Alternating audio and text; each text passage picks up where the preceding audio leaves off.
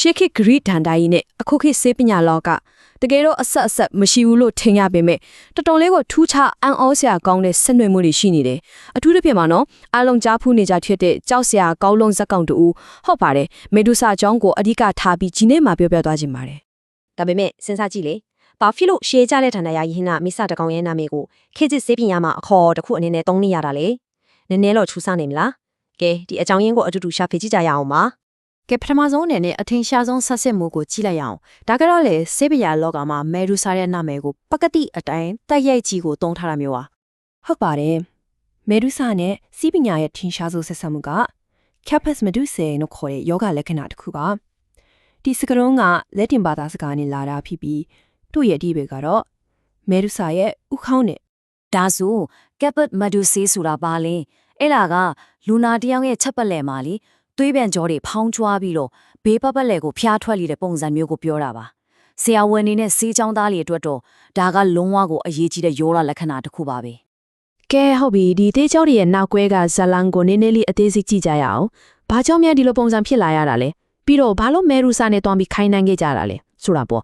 အဖြေကတော့ရှင်းပါတယ်ဒီလိုတွန့်လင်းကောက်ကွေးနေတဲ့တွေးပြန်ကြောတွေရဲ့ပုံစံကလေ Greek တန်တားယာရီထဲကမေဒူဆာရဲ့ဆံပင်အဲ့ဒီမွေးတွေနဲ့တော်တော်လေးလို့တူညီလို့ပါပဲအဲ့ဒီလိုရုပ်ပိုင်းဆိုင်ရာတူညီမှုကပဲဒီနာမည်ပေးဖို့အဓိကအကြောင်းရင်းဖြစ်သွားတာပေါ့ဟုတ်ပြီပုံစံတူတာတော့ဟုတ်ပါပြီဒါပေမဲ့တကယ်တည်းကျတော့ဒီသွေးကြောတွေကဘာအကြောင်းကျုပ်ဒီလိုပေါ်လာရလဲအဲ့ဒီမြေခွန်းကမှကျွန်တော်တို့ကိုစိပညာပိုင်းဆိုင်ရာအကြောင်းရင်းလေးစီကိုပို့ပြီးနည်းနည်းရှိုင်းခေါ်သွားမှာပါတကယ်တော့ဒါကလုံးဝကိုပြင်းထန်တဲ့အခြေအနေတစ်ခုရဲ့တတိပေးလက္ခဏာပါဘာလဲဆိုတော့ကျွန်တော်တို့ခန္ဓာကိုယ်ထဲကအရေးကြီးတဲ့အသေးမှာပြဿနာကြီးကြီးမားမားရှိနေပြီဆိုတာကိုပြနေတာပါပိုပြီးတိတိကျကျပြောရရင်အသေး၆ချင်း liver cirrhosis ကြောင့်ဖြစ်တဲ့အသေးသွေးကြောမှာကြီးဖျောက်များခြင်း portal hypertension ဆိုတဲ့အခြေအနေကိုညွှန်ပြနေတာပဲဖြစ်ပါတယ်ဒါဆိုရင်ဒီဖြစ်စဉ်ကြီးတစ်ခုလုံးကဘယ်လိုဖြစ်လာတာလဲ Okay အဆင့်40နဲ့လွယ်ကူကူလေးရှင်းပြကြည့်အောင်ပထမဆုံးအသေးကယောဂကြောင့်အမာရွတ်တွေထိပြီးခြောက်လာတဲ့အခါသွေးစီးဆင်းမှုကိုပိတ်ဆို့လိုက်တယ်အဲ့ဒီမှာပဲယာအားလုံးကစတာပါအဲ့ဒီအခါမှာဘာဖြစ်လဲဆိုတော့ portal vein လို့ခေါ်တဲ့အဓိကသွေးကြောမှကြီးတယ်မှာဖျားလေတအားတက်လာပါတော့အဓိကလမ်းကြောင်းပိတ်တော့သွေးတွေကသွားစရာလမ်းမရှိဘူးလေဆိုတော့လမ်းကြောင်းအသစ်တွေရှာပြီးသွေးကြောငယ်လေးတွေနဲ့တိုးထက်ဖို့ကြိုးစားတော့တာပေါ့အဲ့ဒီလိုနဲ့နောက်ဆုံးမှာအဲ့ဒီလမ်းလွဲသွေးကြောတွေကဝမ်းပိုက်အရေးပြားအောက်ကိုရောက်သွားပြီးဖုံးကြွလာတယ်အဲ့ဒီအခါကျမှမြွေလိန်နဲ့လိုမြင်သာတဲ့ပုံစံဖြစ်လာတော့တာပါပဲကဲဒါကတော့ပုံမှန်တန်တန်နဲ့ဆက်ဆက်မှုပေါ့နောက်တစ်ခုကိုကြည့်လိုက်ရအောင်ဒီတစ်ခုကတော့အမြင်ပိုင်းဆိုင်ရာကိုကျော်လွန်ပြီးမေဒူဆာရဲ့တန်တရားတွေထဲမှာတွေ့ရတဲ့ပိုပွေးနဲ့ရှိုက်တဲ့တင်ကေတက်တစ်ခုအကြောင်းပါဒန်တာရီထဲမှာလေမေဒူဆာအသက်ခံကြပြီးတဲ့နောက်မှာသူ့ရဲ့ခန္ဓာကိုယ်ကနေစီးထွက်လာတဲ့သွေးမှာတဘာဝနှမျိုးကင်းရောက်နေတယ်လို့ဆိုကြတယ်ဘယ်လိုညမျိုးလဲဆိုတော့သူ့ရဲ့ဘဲဘဲချမ်းကစီထွက်တဲ့သွေးကချက်ချင်းသိစေနိုင်တဲ့အစိတ်ပြင်းနဲ့ဒါပဲညာဘဲချမ်းကသွေးကတော့လူသေးကိုတောင်အသက်ပြန်ရှင်စေနိုင်တဲ့အစွမ်းထက်စေးတဲ့လက်ဖြစ်နေပြန်တော့တစ်ခုကအစိတ်တစ်ခုကစေဒီနှစ်ခုကြားကခြားနာမှုကိုတော်တော်လေးကွက်ကွန်ဖော်ပြနေတာပဲအန်ဩစရာကောင်းတာကဒီရှေးဟောင်းတန်တာရီကလေးဆေးဝါးဗေဒ pharmacology နဲ့အစိတ်သင်ဗေဒ toxicology ရဲ့အခြေခံဆုံးနေရာမှာတစ်ခုကိုအန်ဝင်ခွင်ကြော့ကိုတရုပ်ဖော်နေတယ်လို့ပါပဲအစိတ်သိမ့်ဗေဒရဲ့ဖခင်ကြီးလို့တော့တင်စားခေါ်ကြတဲ့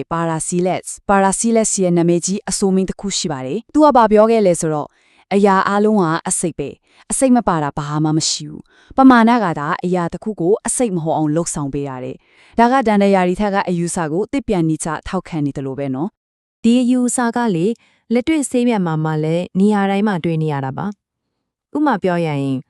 မြွေစီလိုအစိတ်ပင်းကိုပမာဏနည်းနည်းလေးနဲ့တန့်စင်ပြီးအသက်ကယ်မြွေစိတ်ဖြည့်စေအဖြစ်ပြန်သုံးတယ်။နှလုံးရောဂါကူးစေတိုင်ခေါစင်းဆိုရင်လည်းပမာဏမှန်သွားရင်အသက်ကယ်စေ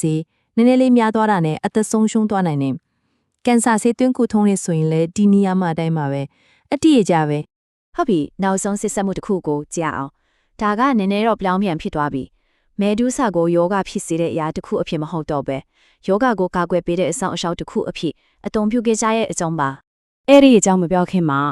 apotropic symbol ဆိုတဲ့အသုံးနှုန်းလေးကိုအရင်ရှင်းပြပါစေ။ဒါကဘာကိုဆိုလို့တလဲဆိုတော့မကောက်တဲ့အရာတွေ ကန်ဆိုးမှုတွေကိုဖယ်ရှားနိုင်တဲ့စွမ်းအားရှိတယ်လို့ယုံကြည်ရတဲ့အဆောင်ဒါမှမဟုတ်သင်္ကေတတွေကိုခေါ်တာပါချစ်ခက်ဂရိမှာဆိုရင်လေမဲရူစာရဲ့ဦးကောင်းပုံဂေါ်ဂေါနီယန်လို့ခေါ်တယ်အဲ့ဒါကိုမကောင်းဆိုးဝါးတွေအန်တရယ်တွေယောဂပြားတွေကိုနှင်ထုတ်ဖို့အတွက် apotropaic symbol ဖြစ်အသုံးပြုခဲ့ကြတယ်ဆိုလိုတာကသူ့ရဲ့ကြောက်စရာကောင်းတဲ့ရုပ်သွင်းကြီးကဝဲမကောင်းတာတွေကိုတားဆီးနိုင်တယ်လို့ယုံကြည်ခဲ့ကြတာပေါ့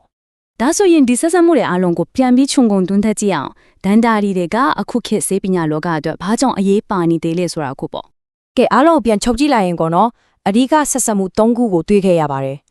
ပထမဆုံးကတော့မက်ဒူဇာရဲ့အမွေဆံပင်နဲ့ကက်ပုတ်မက်ဒူဇာဆိုတဲ့ယောဂလက္ခဏာခြားကအမြင်ပိုင်းဆိုင်ရာဆက်ဆက်မှုပြီးတော့သူ့ရဲ့သွေးမှာရှိတဲ့အစိတ်နဲ့ဆေးဆိုတဲ့နှခွားသဘာဝအဲ့ဒါကပမာဏကသာအစိတ်ကိုဆုံးဖြတ်တယ်ဆိုတဲ့ခေတ်သစ်ဆေးပညာနေရာမှာကိုဘယ်လိုရောင်ပြဟတ်နေလဲဆိုတာကိုတွေ့ခဲ့ရတယ်နောက်ဆုံးတစ်ခုကတော့သူ့ရဲ့ကြောက်စရာအကြီးကိုပဲယောဂဘယကာကွယ်ဖို့အဆောင်သင်္ကေတဖြစ်ဘလို့အသုံးချခဲ့ချတယ်လေဆိုတာပါပဲဒါကြောင့်မို့လို့လင်မက်ဒူဆာရဲ့အဇက်လန်ကဒန်တရာရီတစ်ခုတက်တယ်မဟုတ်တော့ပါဘူးဒါကရှော့ထွေးတဲ့စီးပညာဆိုင်ရာအယူအဆတွေကိုမမိလွယ်အောင်ကူညီပေးတဲ့အားကောင်းတဲ့ဥပစာတစ်ခုဖြစ်တယ်လို့ဖြက်စီးခြင်းနဲ့ကုသားကြီးဆိုရဲစန့်ကျင်ပါတဘာဝနှစ်ခုကိုတပြိုင်နက်ထက်ကိုစားပြုနေတာပါကဲနောက်ဆုံးအနေနဲ့စဉ်းစားစရာမေးခွန်းလေးတစ်ခုနဲ့အဆုံးသတ်လိုက်ချင်ပါတယ်အခုခေတ်တိပံပညာရဲ့ဘာသာစကားတွေထဲမှာမဲဒူဆာလိုပဲတခြားဘလို့ရှေးဟောင်းပုံပဲနေများပုံကွယ်နေနိုင်နေလဲဆိုတာပါပဲ